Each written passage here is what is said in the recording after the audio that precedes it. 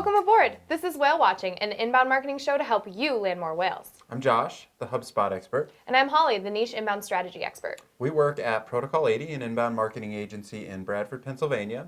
We work with manufacturing, healthcare companies, not manufacturing, healthcare companies, maybe, but manufacturing and healthcare tech companies to help them generate more leads, more sales, using inbound marketing and inbound sales strategies. Yeah, and that's essentially what our show is about. We talk about inbound marketing, sales and service, tactics, tips, tricks, advice to help people drive more traffic, land more big deals or whales, and just overall, we're here to help. And last month, we talked about CRM maintenance and making sure that you're keeping everything clean to drive towards some of those goals. And this month, we're taking a slightly different approach. So typically we ask each other questions. We don't know those questions in advance. So there's a little bit of like spontaneity, is that a word? Yeah. To it. But this month we're actually going to go and switch gears and do like a Mythbusters type of approach where we talk about some of the common myths that we either read about, see, or hear in our day-to-day conversations. And there's a lot of them. So I don't know if we'll get through all of them. But certainly some of the more common ones we'll talk to you today. Yeah, definitely. So enough docking around. Let's set sail. sail. So the first one I have is actually kind of came out of a conversation that I was having with a fellow digital marketer in the space not too long ago. And there's kind of this point that kept getting circled back to that was kind of like the more backlinks, the better. And I was like, listening, and I was like, this isn't necessarily true, though. That can kind of be a myth in the digital marketing, digital content space that's kind of like, yes, you just look at your backlink number, look at all those backlinks you're getting. But obviously, it's a little bit more nuanced than that because there's toxic backlinks. So that, I think, was one myth that kind of also sparked the idea for why I wanted to talk about this. What's your experience? Have you heard people kind of harken back to backlinks all the time? And does that make you kind of be like, or? Yeah. So, I mean, this is something that's been around for a while. It's also one of the myths that I had. Backlinks are important, certainly. They help to improve your ranking and your visibility in Google, but it's not all about the quantity of backlinks. Right. You'll get a lot further with a smaller volume of relevant, high-quality backlinks as opposed to just a bunch of just whatever type of backlinks. So, yeah, it's very, very common. Yeah. And, a lot of times it's a lot harder, or most times, I guess you should say, it's a lot harder to get that small volume of like really high quality links than it is to get like just a bunch of garbage backlinks back to the website. Yeah, and I think that leads back to some conversations that we've had in the past kind of about vanity metrics, as it were. I think if you're only looking on the sheer number of backlinks, that's where marketers can run into a problem where like they're only looking at domain authority and backlinks, and that's what they're hanging their entire marketing strategy hat on, and they're not seeing, actual improvement, actual quality leads to the site. And it's like, okay, well, that's because you're really concerned about seeing your backlink number in the thousands instead of, actually keeping user experience in mind as well, which is really what that means, is a website that should be interested in your website and would make sense to a user linking to you. And I think that gets lost in the conversation. Agreed, 100%. That's a great first myth. Well, it's been on my mind, so I'm glad we got to talk about it. Cool. So I'm going to stick with the kind of SEO myth. I've been an SEO person since I joined the digital marketing space back in the mid to late 2000s. Yeah. Okay? And there was always been some question around, what is SEO? What are these SEO people? But there was always some you have to have some knowledge and be somewhat proficient to be able to do it. Since that point in time, there's been a lot more softwares that support SEO people and the SEO strategies, which is great. I think the software pieces like SEO by Yoast, or whatever they call it now, Yoast, Moz, SEMrush, they're all great. But there's also now this kind of notion that just having Yoast installed on your website or just having subscription to Moz is enough for you to be a good SEO. And I think that's a myth, right? Like I can watch a couple of videos about plumbing, but that does not make me a good plumber, right? Yeah, and I think the thing with like software, and Zach, one of our guests from our previous episode, said this really well. That's kind of like if users have access to it, it will break. So like using your plumbing example, that's kind of like saying, well, I just replaced all my pipes. So, and my pipes are down there doing the work all the time, but they may still break, they may still leak. That you still need someone who knows how to fix your pipes when something goes wrong, because just having plumbing there isn't enough to keep water running through your house. Exactly. So I can't say that I necessarily take offense to it, but Yeah. it's like a little bit like jab. Yeah, yeah.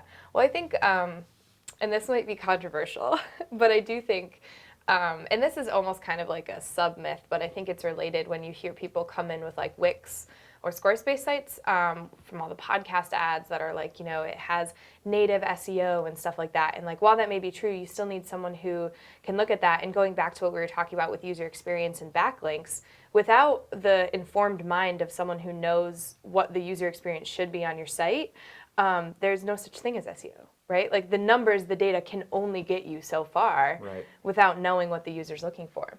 Exactly. And I think with the next Google algorithm, such a hard word to say, which is so focused on user experience and is rolling out this month, right? I think there was originally like a delay on that, and either way, that is all focused on user experience. So that's going to start to bite people in the butt. Maybe you'll get some people calling and being like, Josh, you were right. Yeah. I need my user experience enhanced. Yeah. That's what they're going to be asking. That's what they're going to say. Maybe. We'll see. So that's myth number 2? That's myth number 2. 2.5 kind of, because Yeah. we talked about. Okay, this one is actually one that we had a heated debate about a couple of weeks ago. And I will say that like the myth itself is that PPC, pay-per-click Google ads, help organic SEO performance. That's a myth. That's not true. Right, and I'm going to stand by it. And I stand by that as occasion. well. I think that is 100% true. Like, it does not inherently help your SEO. However, I think as a promotion channel, my argument with this, and this might not be true, but my argument with this is if you had a website, and let's pretend we're in a vacuum, everything's the same, domain authority is the same, you're able to run 2 websites, you're doing the same email marketing, same social marketing. One website has PPC, one website does not. I will make the argument that the website that is using PPC as a promotion channel will grow quicker than the website that isn't. And my logic behind this is you're having more people on the site, more people interacting with it who may potentially come back later as direct traffic. There's now, brand awareness that wasn't there before. So it doesn't directly impact SEO performance. True. I think over time, a website that uses that as kind of an early tactic will outperform websites that do not. Yeah. I guess the other valid point there is you have more data to make more decisions on. So you can see if you're running an ad campaign, information that you can't see from an organic perspective, like the specific keyword that person landed on and the types of messaging that you're using. So you can use those and that information to improve your SEO moving forward, or your user experience. Yes. So the myth is that Google Ads or PPC will impact SEO, which we're going to say is false. But the kind of data and information and just the growing user base can impact long-term as a benefit. Yeah. I'll agree with that. Okay, cool. I'll agree with that. But it's definitely true that, like, I think there's a misconception that it'll directly, like, Google's going to like you better if you spend money with them. And as far as we know as marketers, that is not true. Correct. According to Google, allegedly. Yes. So I also had that one on my list. So I will. Do you want to borrow my pen? I don't. Are you sure? I only use my finger pencil. Okay. So another one that I have is that inbound works for every business. And I think that, this is for the most part a myth, right? Because there's certain businesses that fit better with inbound. I guess I should say it's partially a myth and partially true, because I think that there's some elements of inbound that could work for pretty much any business, even if you're selling a non-considered commodity product. Again, if we were in a vacuum and you were comparing 2 exact websites that are selling a commodity, non-considered purchase, one's doing inbound, one's doing not. The one that's doing inbound probably would perform a little bit better. But certainly when you're in that instance, like, does inbound work for a bubblegum company? I don't know. Maybe if it's a bubble gum that also whitens your teeth, yes. But if it's a Right. bubble gum that you're just going to pick up for Bubble a gumming dime at the around. quarter Oh, store, I thought you were thinking of a function of the bubble gum. but for what? I said bubble gumming around. Oh, is that Please a thing? continue. I only bubble gum around on Saturdays. So, what are your thoughts on that? Does inbound work for every business? I think it depends on the definition of work. Like back to your example about the bubble gum. Like if you're looking at strictly sales, I think there's so much proven data about advertising, whether it's commercials, podcast ads, like traditional advertising that works for those, like staying top of mind for consumers, buying that 10-cent bubble gum. But I think if you're looking at website performance, there's probably a argument to be made about how any inbound can help websites perform better. The question is like, well, is someone going to go and order your bubble gum online through e-commerce on the website like they would with more of a considered product? Like you said, probably not. So you're probably going to get website traffic to these resources about bubble gum, but does that actually impact the business's bottom line? Maybe not, I because don't the know. goal of inbound is to drive traffic and generate leads. Without there being a need to drive leads, I don't know how it could ever work, if Yeah. that makes sense. I would agree. There might be certain examples in small situations where you've got one person that just loves a certain flavor and type of bubble gum, and they're like, well, what if I can't find this in a few months? Then they go and they buy an entire pallet of bubble gum. Yeah. Does bubble gum expire? I'm not sure. I feel like I can say that. Do you remember bubble tape? Yes. And it had like the powdered sugar on it. Yeah. That definitely expires. That's a story for a different day how I found that out, but it definitely expires. Okay. Turns to like liquid. That sounds gross. Yeah. I was never really a fan of bubble tape. Really? Because of the powder on the outside? Oh, I loved it. No, not because of the powder. I don't know. It's Just never in general? Okay. it's no Fruit Stripes gum. No, Fruit Stripes is the elite gum. I mean, that flavor lasts a good 3.5 seconds. Yeah.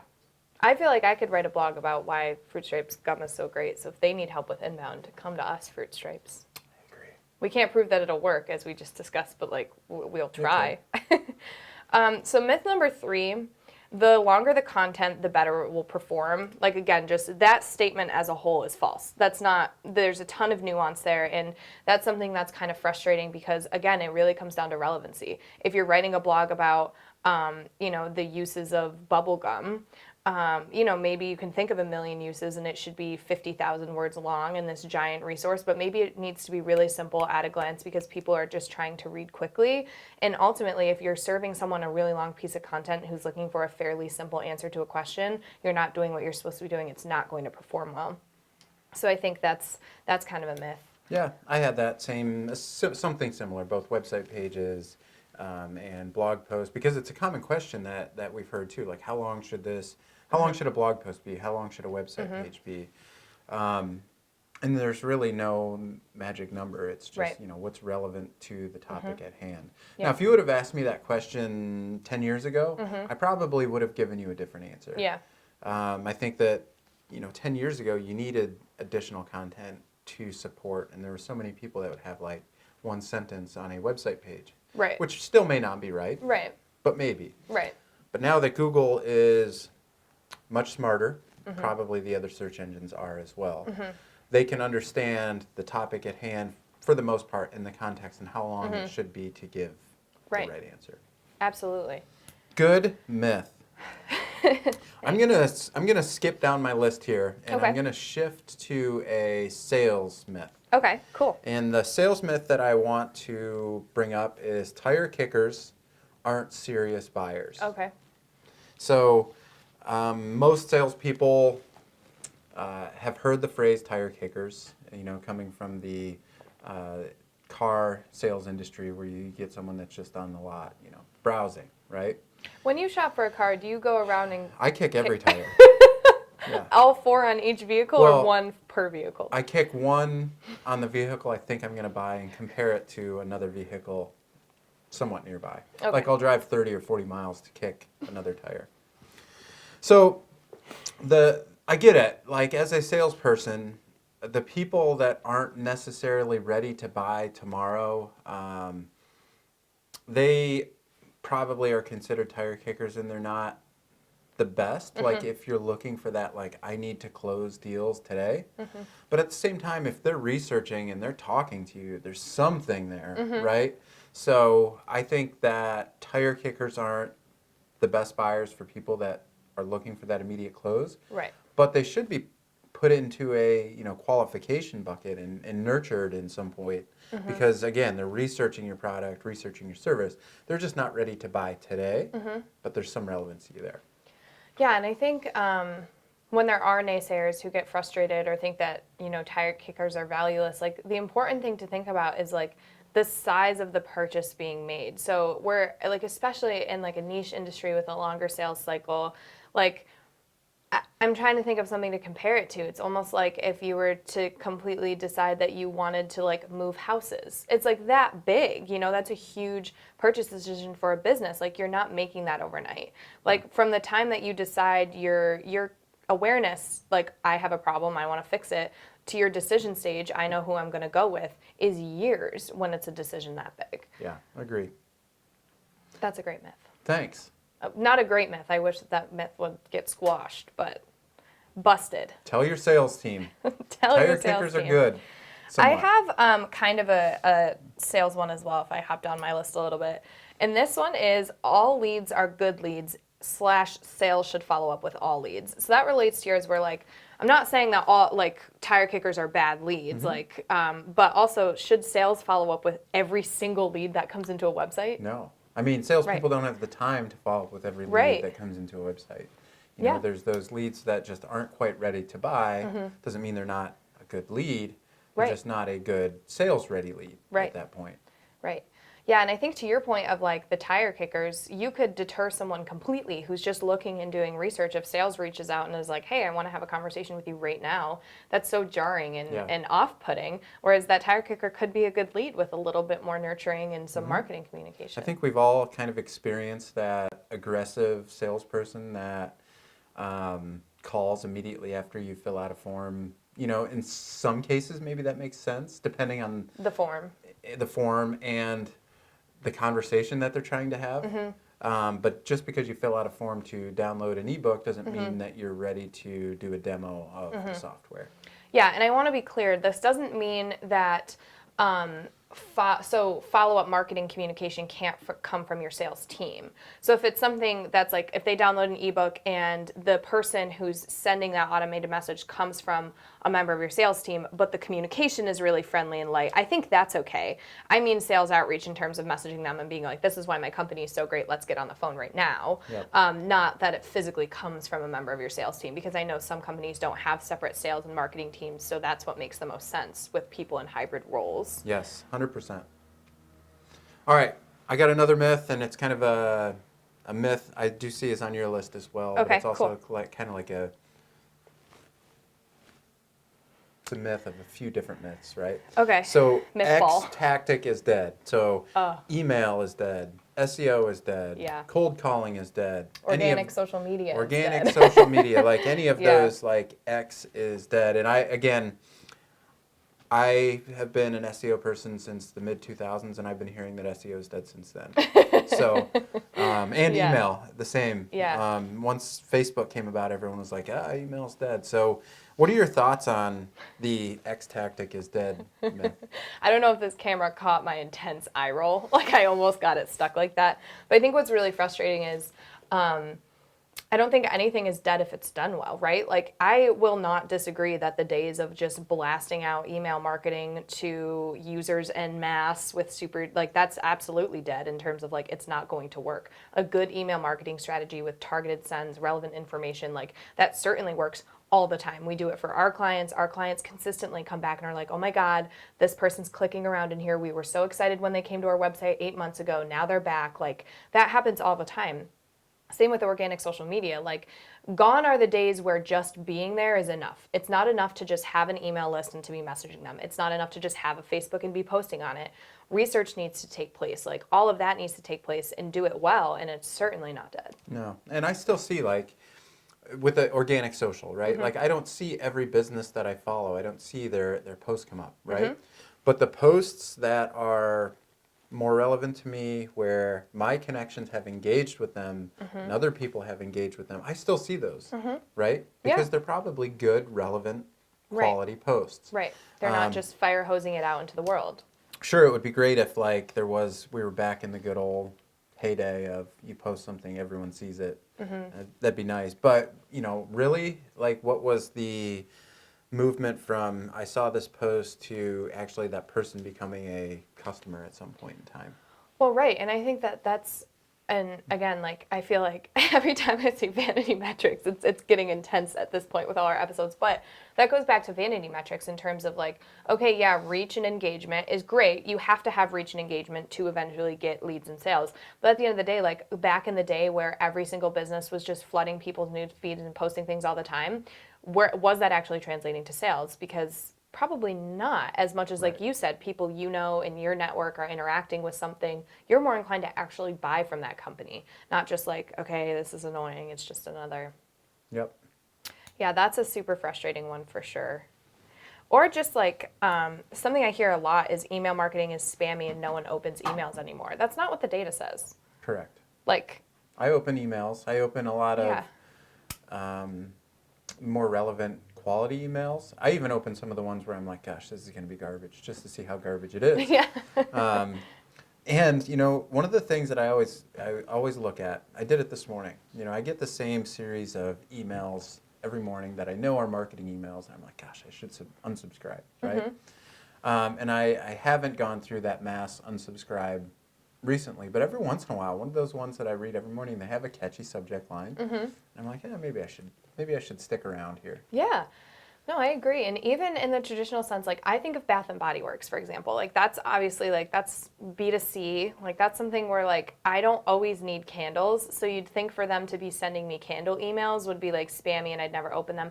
Not true with like good subject lines and stuff. And it's never the subject lines that are like free candle here. I never open that. It's always the ones that have like a pun about spring. I'm like, well, I better see what that's about. Like it still works even in Yeah. spaces you wouldn't expect it to. So my only argument is like every time I walked by anything in a store with candles, I have to smell them. Yeah.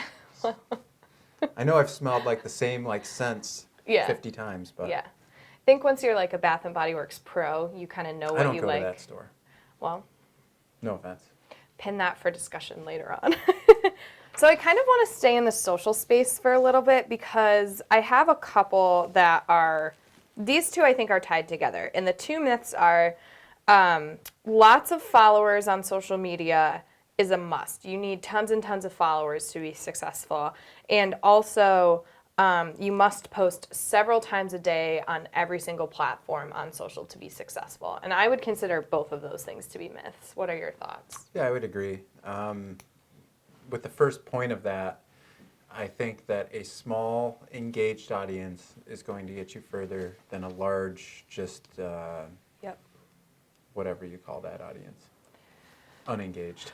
Yeah, no, I agree. And I think that comes back to what we were talking about in terms of like posting all the time and organic being dead. Like if your LinkedIn audience is actually like an aggregate of people who you met at trade shows and you're sharing educational resources and you guys are interacting, like I don't think you need 10,000 LinkedIn connections. And this is a hill I'll die on because I think that that's also like one of those things that gets pushed all the time is like, let's up your connections on LinkedIn. Let's really do that. And I'm like, what does that lead to? Like, can I talk to 10,000 people ever? No. Do I want to? No. Half of the stuff I'm posting isn't relevant to them. Like, I think it's more important that your audience are people who actually are either kind of cheerleaders for your company because they're your customers, or even like friends and family, I think is fine if they really believe in what your company does, more so than just randos. Yeah, I would agree 100% with both of those. And then on the second topic of like you need to post multiple times a day, maybe if I'm like a restaurant that changes their specials every hour, maybe I'll change multiple times a day. Or maybe a craft beer venue that runs out of one and then they replace it with another one. I would want to know that on social media.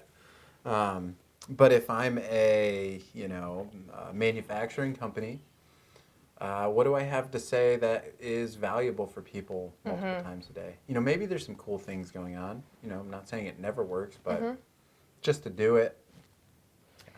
Yeah, I think that's important. Does each of those posts give value to the audience, or are you being annoying? Right. Annoying. Probably. Yeah. If it's not about beer, it's annoying, Josh. Maybe. Maybe. All right, so I'm going to switch gears again to a different topic. Okay. And this topic is CRM. Okay. The first one that I'm going to talk about is my business is too small for a CRM. Good one. Myth. Myth. End of conversation. I think that I talk to a lot of businesses of different, maybe 1 to 2 person people to $100 million companies plus, right?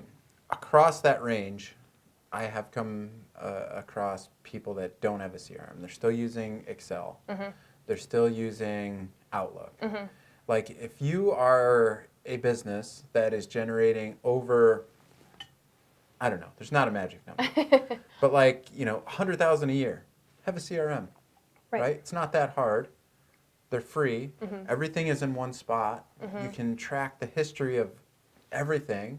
And you don't know what's going to happen to that business. A lot of businesses have an upward trajectory that was maybe unexpected.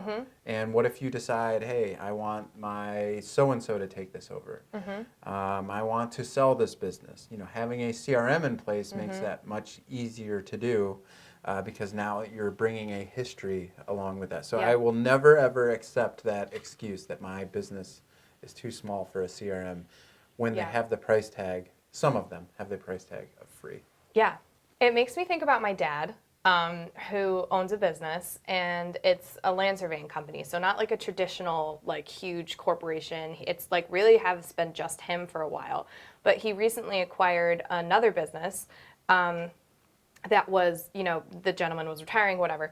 And the way that the business my dad acquired got the information to my dad for his customers, all of their information. Please say a Rolodex. No. Giant filing cabinets. My dad had to rent a space to keep, maybe a room this size filled with filing cabinets. And it's just we are in 2021. And my dad doesn't have a CRM either, so no knock on that guy. But I think that's the perfect example of if things were in the cloud in a way where they could just file share, it would be so much easier than physically moving file cabinets. Exactly. It's crazy. Exactly. And he's a 2-person business, and I think that's a perfect example of Have you talked to him about HubSpot? No, would you like to? If you don't have a CRM one, I'm gonna go and skip your spot. Go with another CRM Yeah, one. totally. So I've heard this one. This is usually a larger business, but our sales team won't use a CRM.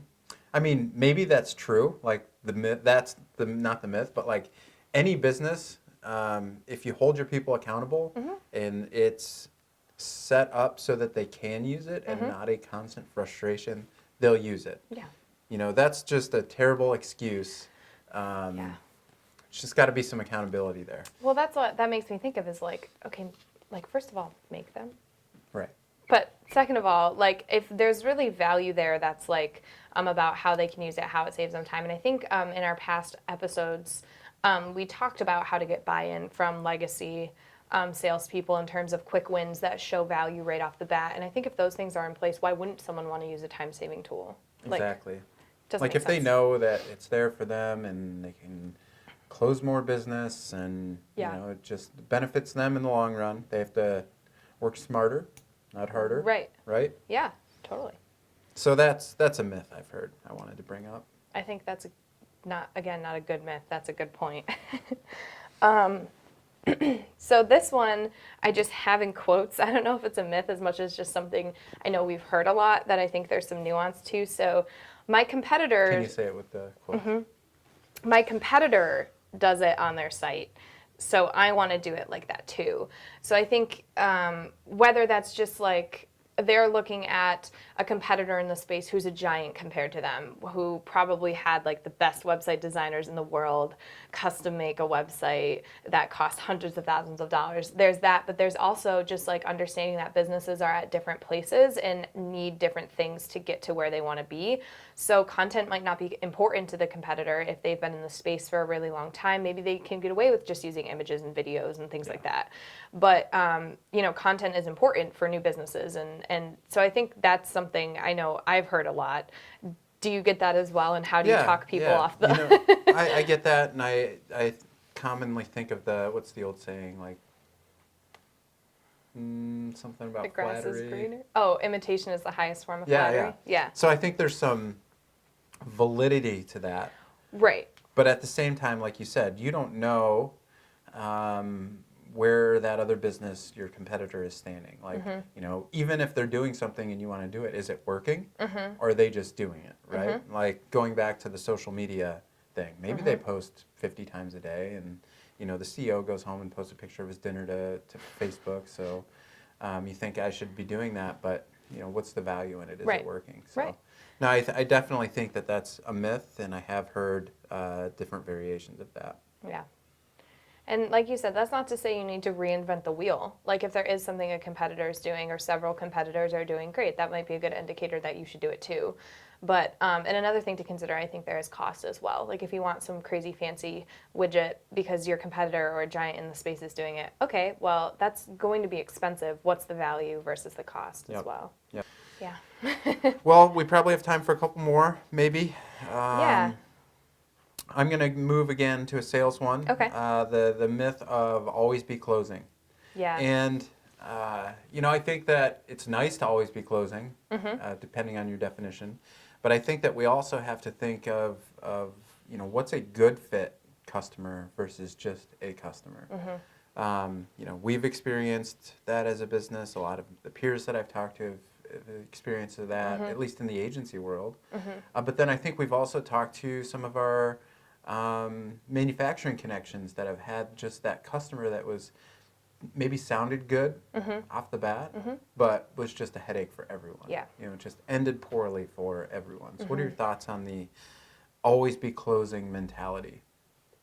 I think it is like toxic, not to like overuse like a word or whatever, but I definitely think that you have to consider the ultimate cost to morale if this customer is like super difficult to work with, to production if you chose a customer that needs like a specific difficult type of tooling that like there's so many things that like really need to be considered, and ultimately like are these things that you can add to your sales process to be vetting people.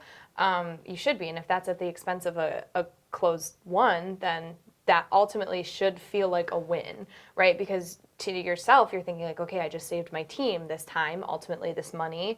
Like if you look at what you saved, yes, it's still a win. Yep. So you would agree with that myth? Yeah, I think that's a bad myth, or that's a myth. It's a myth. It's a myth. We've busted it. We've busted it. This one's a little controversial, and I'm interested to get your opinion on it. But I think it's a myth to say it's fine to put anonymous testimonials and case studies on my website. I would agree. I look at that and I'm like, well, that was just the CEO's son or daughter. Or a copywriter. That wrote that. Maybe no one even said this. Right. Yeah.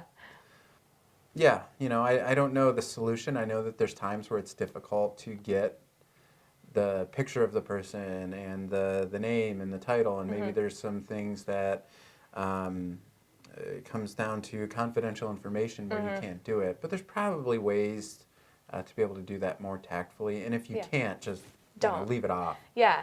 I think something I think of is people who are in like the defense or government contracting space, oftentimes they can't get a testimonial. Right. And it's better to just, okay, write some really great content about what your capabilities are, about past projects in a way that doesn't breach confidentiality, have details like that there, because ultimately if a customer is also in the defense space, they're going to know that you weren't able to get a testimonial for that kind of thing. They're not going to be swayed by like dash, government employee at the bottom of your website. That's not what's going to sway them. Yep.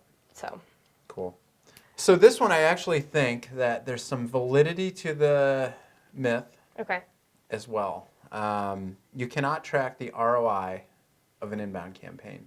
And I wanted to bring this up just because of it wasn't even a heated discussion on LinkedIn, but it was a lengthy discussion about how content marketing and inbound marketing impacts more as part of the sale than just the initial, like, I got a lead from this blog post that turned into a customer. So what are your thoughts on that overall kind of thought process of you can't track ROI of inbound or of content? I have two main thoughts. The first one is, as someone who on a weekly basis for some of my clients is going in and looking at the activity of their conversions, of their sales, to try and say, okay, this person saw this, they became a customer, how do we foster that experience? I sometimes am even surprised at how often I see someone come in on May 10th, download a guide, and then come back on May 12th to interact with the follow-up resource. And then maybe at that point, sales does reach out because they've been on the site a lot. They're a good company. They're interacting with sales. And then May 15th through 30th, they're still visiting, even though I'm seeing the thread of their conversation with sales, like they're already getting their problem solved. They're still looking at resources and going through the website. Like you said, it's not just that first touch. And how often is that happening? Is that content helping in a way that's not being tracked because that person hasn't converted yet? So maybe that education isn't happening during the sales process. Maybe now it's happening before. We don't know they're out there yet because they haven't downloaded anything. So I think that's one thing. And then I also think something that's immensely frustrating is agencies, whoever, your in-house marketing people, can't track ROI if you're not giving them the tools to do so. If you're not giving them closed loop reporting across channels where they ultimately can go back and look at those activities, then you're never going to know. And that's super frustrating because it's like, well, I guarantee you the data is there because I see it time and time again when we can track it. So if you're not tracking it, you can't exactly turn around and say there's no ROI here. It's like, well, how are we supposed to know? Right. So, yeah. So I think that the myth is twofold. With closed-loop reporting software, you can somewhat track activity, but there's also a lot of things that happen behind the scenes that we just don't know. Like we could track as much as we possibly can, but what if that salesperson has a PDF of something that was created by inbound or influenced by inbound, right?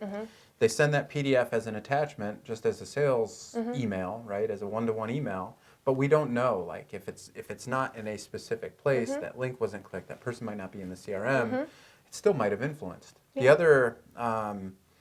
The other caveat here is, what is that content or what is that information doing for the organization? So, like, are salespeople becoming more knowledgeable about the things that their customers care about because there's now content around that? Whereas before, salespeople would approach those sales conversations only from their aspect or questions that have been posed by the other person. So that stuff is really difficult to track. So I would kind of agree with that myth in a way where you can't track the overall true ROI. But at the same time, I think that there's some validity because with closed loop reporting, you can do a better job of tracking ROI.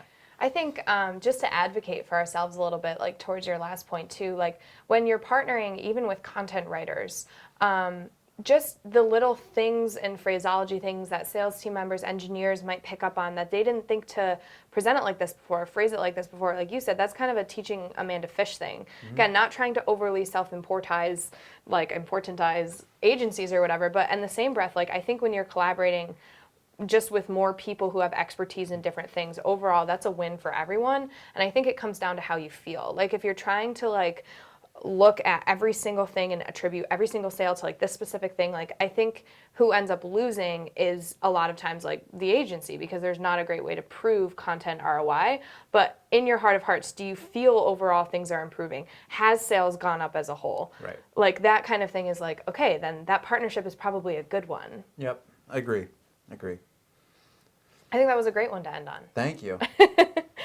I do want to say we had some myths that we talked about here that were submitted by some other people other than us. So in lieu of a guest this month, we kind of put some insight and some thoughts from other people in here as well. So thank you to anyone who submitted some myths to us. And as always, if there's something you want to see us talk about, you can email whalewatching@protocolid.com and we will consider it. Or if you want to be a guest in the future. Just know that the popularity that our guests have obtained after being guests on Whale Watching may change your lifestyle. Yeah. All right, so our time is regretfully up today. Yep. But I think it was some good topics. Yeah. Some of these myths are good to talk through. So Definitely. we want to thank Deb and the team at the Sales Experts channel Yeah. for doing a great job, all the work that they put in, Mm-hmm. and the viewers of Whale Watching. Yeah. Definitely want to thank you guys as well. And I also want to send a special thank you to our producer, Ryan Doffenbaugh. This is actually the last episode that he'll be producing. So just a thank you to all his work for helping get Whale Watching off the ground and prep our scripts and feed us some puns sometimes. So thank you to him as well. Yeah. So we'll see you next time. See you next time.